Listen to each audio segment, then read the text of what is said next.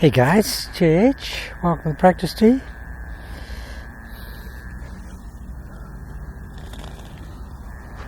Okay, I want to talk about just a couple of things today.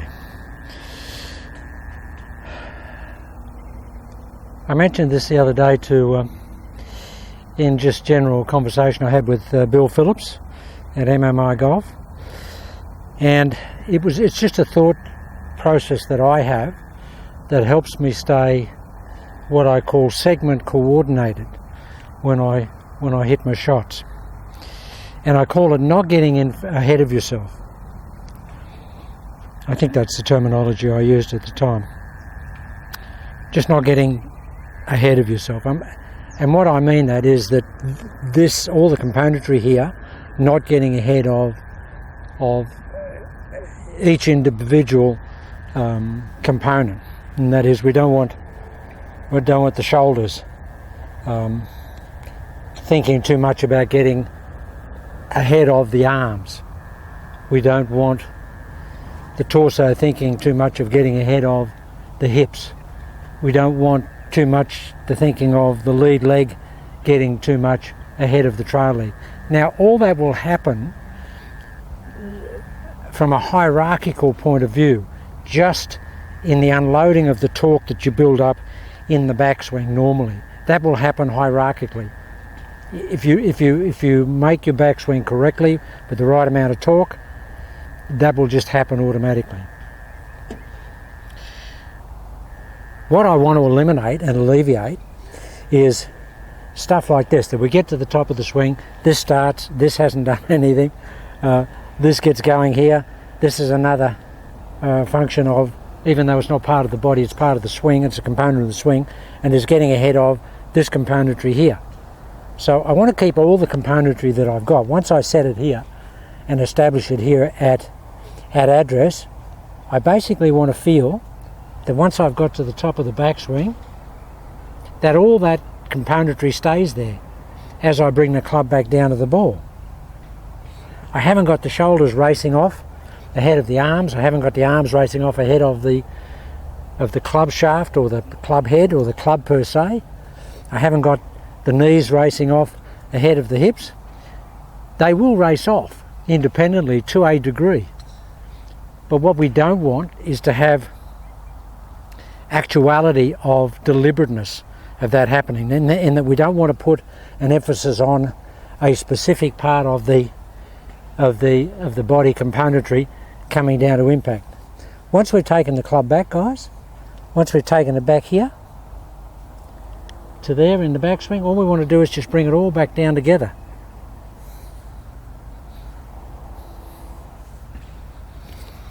Maintaining the address position orientation of the body, which is shut shoulders and shut chest and torso.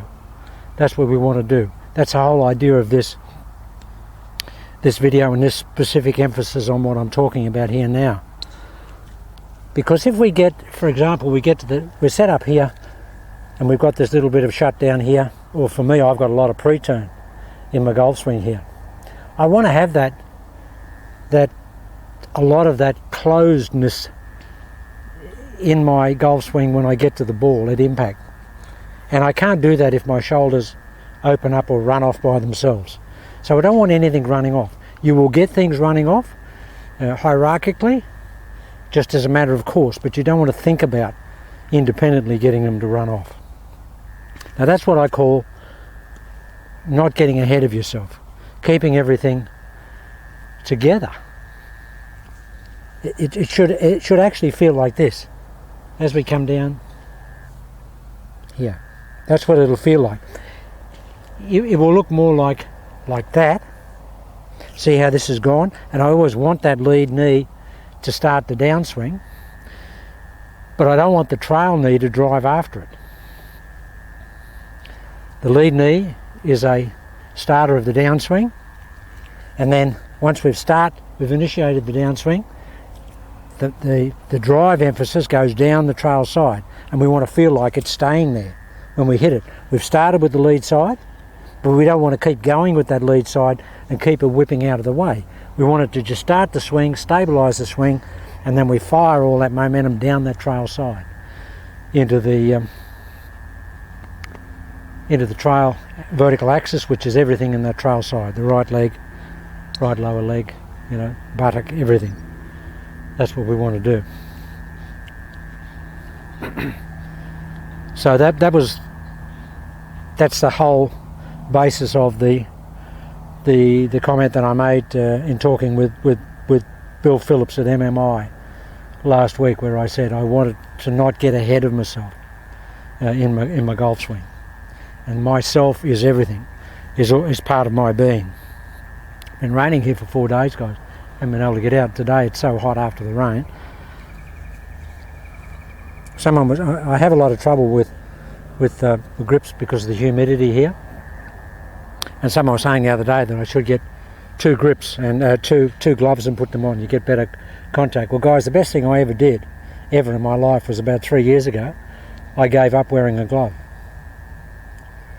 And it only took me about a week to wean myself off it, but it was the best thing I ever did. I couldn't believe the difference of feel and grip, consistency and purchase that I achieved by getting away from wearing a glove. I found out that the wearing of the glove was what was creating the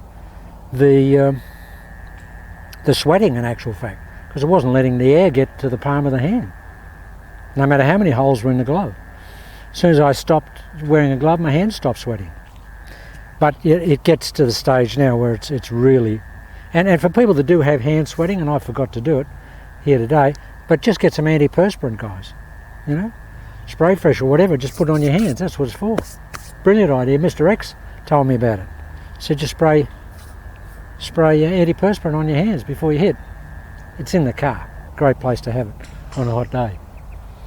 Okay, now the other thing, guys, which is really important for me, is the sequencing and timing of my downswing. And what I've done, and what I do to get really good sequencing and timing, now that I've got my whole swing together with my protocol, with my pre-turn and such, all I want to do, guys, is basically have that level of timing in my golf swing.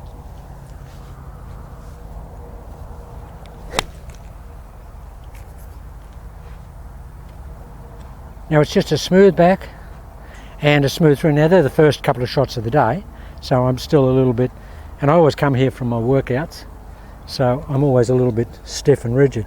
But I always start off, guys, I never have any warm-ups. So what I'm trying to do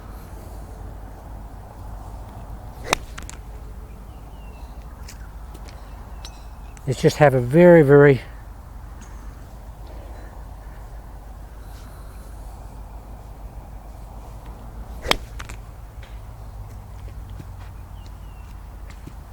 much a 1,000, 2,000 swing tempo. Now that's not a 1,000, 2,000, that's more like a 1,000, 2,000. But my ultimate aim is to have that 1,000, 2,000. And it really, when you get 1,000, 2,000,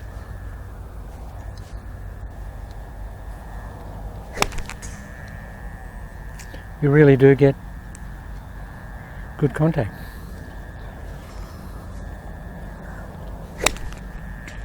Okay, now I'm warmed up. Okay, that's still 1,000, 2,000, but it's not 1,000, 2,000.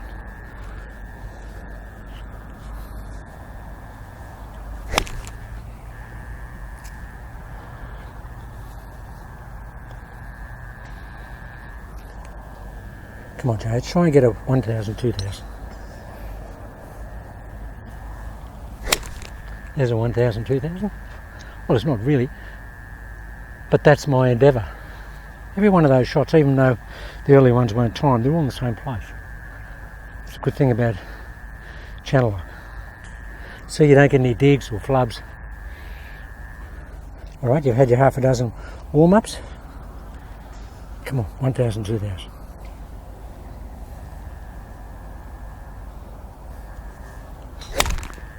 Guys, that's a beautiful golf shot. That is exquisite. I'm just going to hit a couple of shots here. I'm just working. I haven't been out for 5 days. And that's a good thing. You can come out here after 5 days, like Bill Phillips did the other day. Come on. We're going to reverse wind it.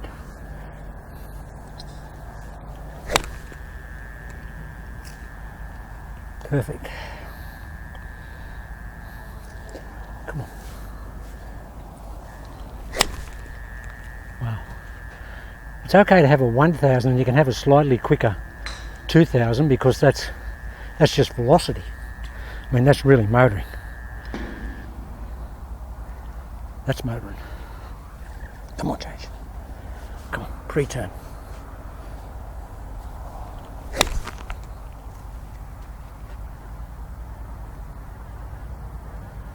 They never move. They just never move. I know I keep saying that I could never hit the ball left. Guys, I couldn't hit it left. I could never hit the ball left. Never. Come on, James.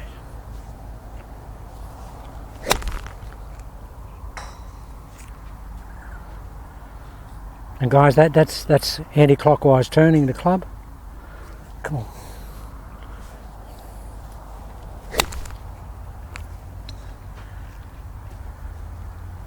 Wow. Guys, I don't worry about having huge extension of my arms through the ball. Mr. X gets it. I don't get it. I try and basically just whip the club head into the ball, and whatever happens with my lead arm, it happens. I never worry about it. But that ball flight there is just perfect.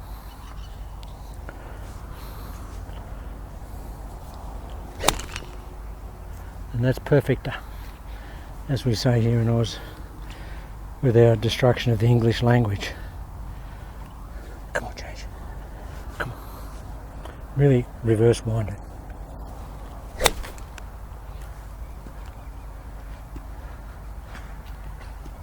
I know you can't see them, guys, but that's all 30-foot circle stuff. Got 6 iron here.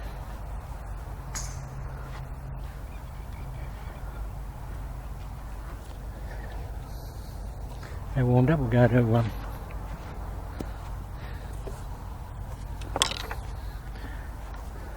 to 4 iron.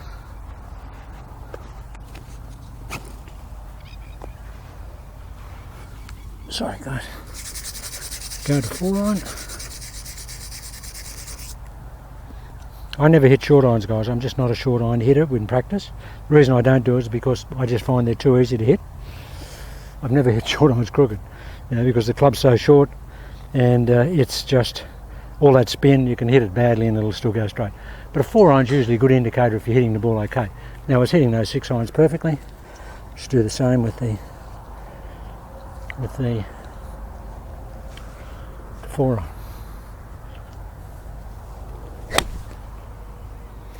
What's the difference between a 6 iron and a 4 iron? 24 yards. I hit about 12 yards difference between each club. That's all it is, 24 yards difference. Same golf swing. Come on, Chase. 1,000, 2,000. Wow. Come on, 1,000, 2,000.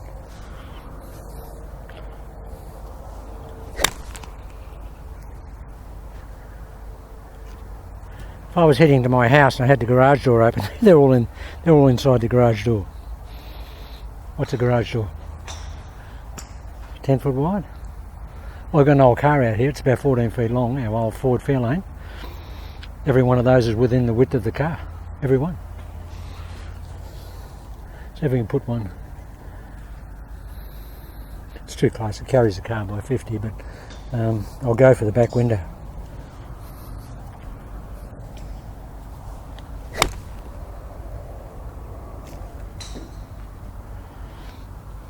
I went straight over the back window, but carried it by miles.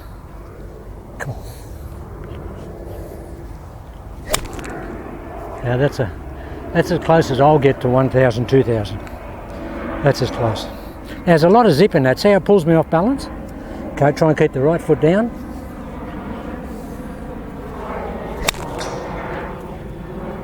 These are perfect, guys. These are 15-foot circle 4 irons. 15-foot circle.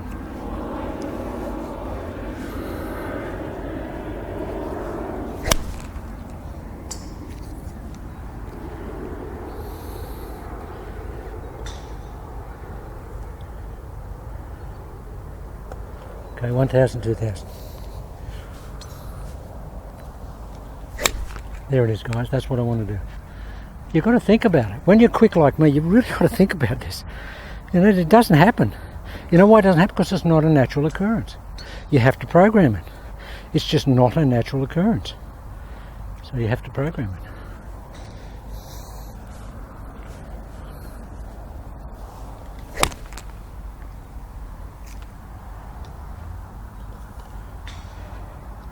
Going to make the backswing slower.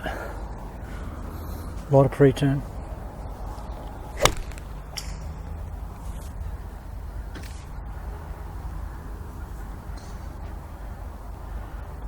Come on. Come on. Full pre-turn and 1,000, 2,000.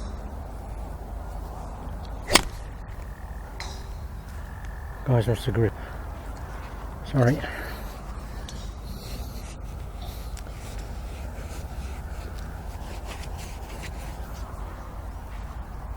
That's the grip. Club just comes out of my hand.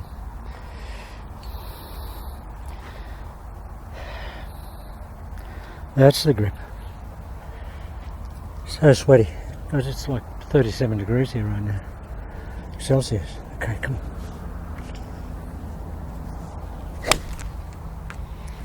Right back on the job. Now what happens, unfortunately, is when my hands get sweaty, I have to hang on tighter, because I wasn't hanging on with full effect in that other swing. The club just slipped out of my hands. But that's the good thing about it. You can hit a little fat like that and you lose I lost about 7 yards, and it still would have been inside 20 feet. That's the good thing about it. Come on, Jage.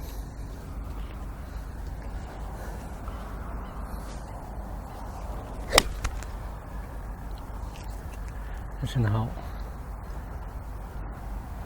They're 10-foot circle stuff. Hitting a few balls, guys. Here, guys, haven't been out for 4 days.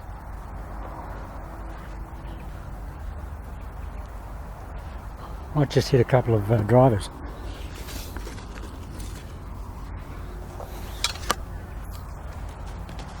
With the 1,000, 2,000 tempo, guys.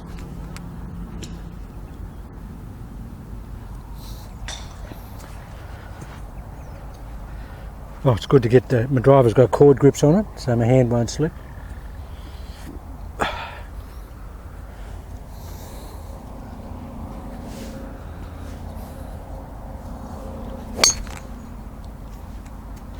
Wow. I mean really wow, guys.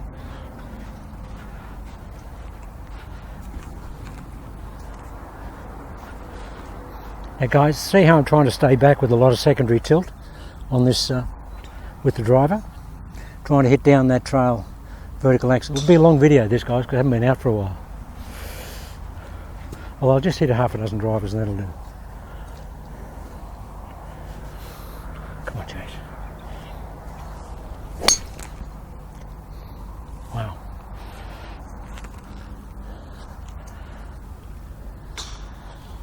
Okay, really 1,000, 2,000. Come on.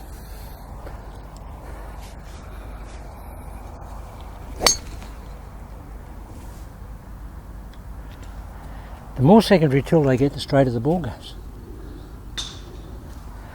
Come on.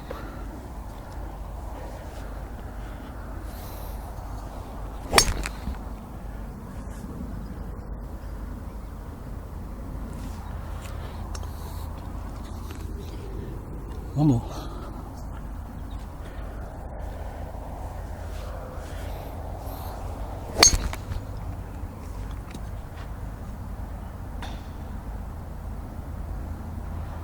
They're all in 30-foot circle.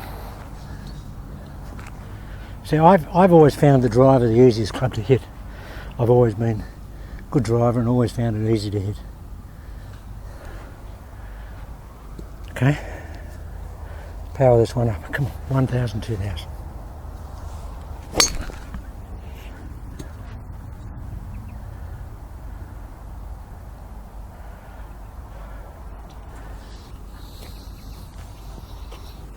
First practice session I had for 5 days, guys. Come on, last shot. Come on. A lot of wind.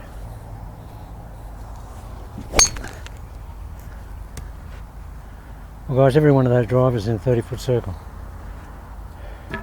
Okay, that was a bit long. Just a couple of things there. Hands are just wetty, sweaty. There's no air down here. I usually practice up in the cow paddock. There's no air here. It's just hands just sweat, even with that cord grip. Okay guys, that's just a couple of things for today after a layoff.